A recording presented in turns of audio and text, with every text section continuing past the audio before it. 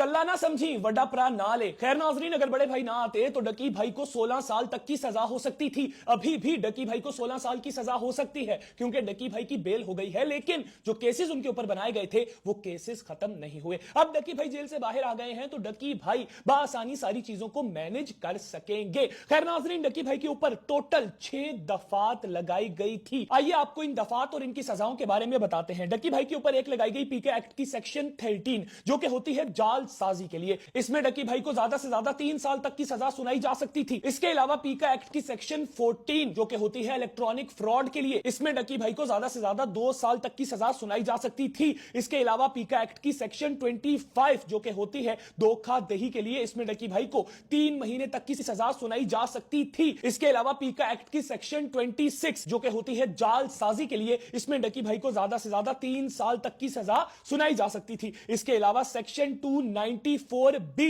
इसमें ज्यादा से ज्यादा डकी भाई को 1 साल तक की सजा सुनाई जा सकती थी। इसके अलावा 420 की दफात भी डकी भाई के ऊपर लगाई गई थी और 420 की ज्यादा से ज्यादा डकी भाई को सजा हो सकती थी 7 साल की।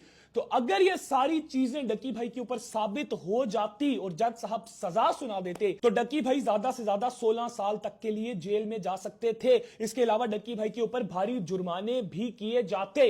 अब डकी भाई को बड़े भाई ने बाहर निकलवा लिया है। डकी भाई बाहर हैं तो बाहर डकी भाई अच्छे तरीके से चीजों को मैनेज कर लेंगे।